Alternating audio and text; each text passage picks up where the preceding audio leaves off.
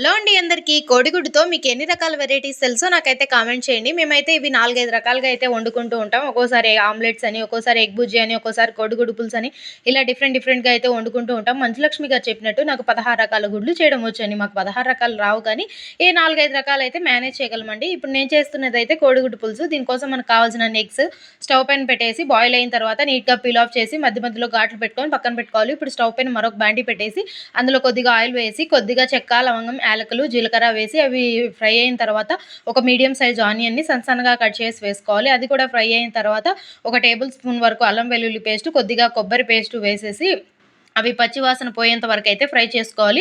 అవి పచ్చివాసన పోయిన తర్వాత అందులో ఒక 4, 5 టమోటాలని సన్నగా కట్ చేసి వేసుకొని కొద్దిగా ఉప్పు, పసుపు వేసేసి ఆ టమోటాలన్నీ కూడా చక్కగా మగ్గిపోయేంత వరకు మూత పెట్టయితే కుక్ చేసుకోవాలి. ఆ టమోటాలు కూడా మగ్గిపోయిన తర్వాత ఇప్పుడు అందులో కొద్దిగా కారం, ధనియాల పొడి, గరం మసాలా వేసి ఒకసారి బాగా మిక్స్ చేసి అవి కూడా కొంచెం స్మెల్ అనేది పోయిన తర్వాత మనకు తగినన్ని వాటర్ అయితే యాడ్ చేసుకోవాలి. ఆ వాటర్ అన్నీ కొద్దిగా బాయిల్ అయిన తర్వాత మనం ఉడకబెట్టి ఘాట్లు పెట్టుకున్న గుడ్లన్నీ కూడా అందులో వేసేసుకొని నీట్‌గా కొద్దిసేపు ఒక 10-15 మినిట్స్ వరకు ఉడికించుకున్నామంటే ఎంతో టేస్టీగా ఉండే కోడిగుడ్డు పులుసు అనేది రెడీ అవుతుందండి. మేము ఇదైతే కుష్కా లేక్ అయితే చేసుకున్నాము.